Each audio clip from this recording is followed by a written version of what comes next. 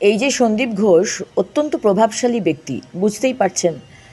আজকে সন্দীপ ঘোষের এগেনস্টে বহু করাপশন, দুর্নীতির অ্যালিগেশন রয়েছে, এবং এই যে ঘটনাটি ঘটেছে এর মধ্যেও তার বক্তব্য, প্রথমেই এসে বডি দেখে উনি বলেছিলেন এত রাত্রিবেলাতে একটি মেয়ে সেমিনার রুমে কি করতে এসেছিল। মানে প্রথমেই ঠিক তার নেত্রী মুখ্যমন্ত্রীর যেরকম কথা বলেন ঠিক সেইভাবেই তিনিও কথা বলেছিলেন, যে খুন হয়ে গেল, যে রেপড হয়ে খুন হয়ে গেল সেই মেয়েটির বিষয়। এনার অ্যাগেনস্টে ওখানকার ডাক্তার, নার্স, সবাই, ইন্টার্নস, সবার প্রচণ্ড কমপ্লেন্টস ছিল।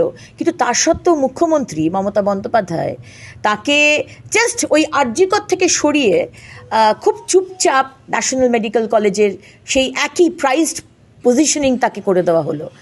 সবসময়তে তো উপর চালাকে চলে না, না সবসময়তে মুখ্যমন্ত্রী আপনি যদি ভাবেন যে আপনার চালাকি চলবে, সেটা তো চলতে পারে না।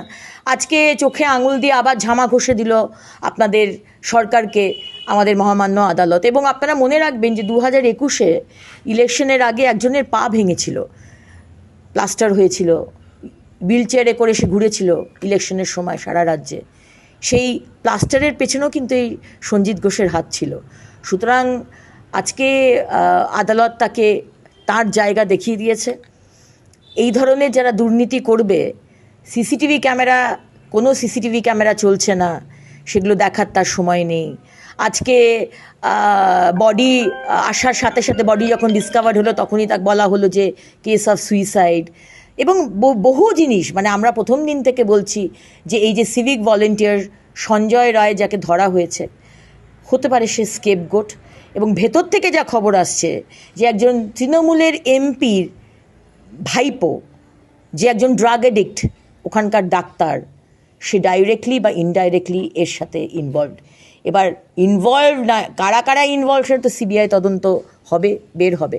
কিন্তু এই সঞ্জিত ঘোষ এবং বাকি যারা যারা সেখানে রয়েছে, তৃণমূলের আধিকারিক এবং কিছু তৃণমূলের ইউনিয়নের ডাক্তাররা, যারা এই পুরো বিষয়টিকে প্রথমে ধামাচাপা দেওয়ার চেষ্টা করেছিল, এবং তারপরে তাদের একমাত্র এম ছিল যে সঞ্জিত ঘোষকে যেন এর মধ্যে না টানা হয়। তিনি প্রিন্সিপাল, তাকে টানার দরকার নেই। তো আজকে ধন্যবাদ জানাই আদালতকে। আজকে বাবা মার জয় হয়েছে, সাধারণ মানুষের জয় হয়েছে, আর ওই আমাদের অভয়া, তার আজকে আত্মার শান্তি পাবে।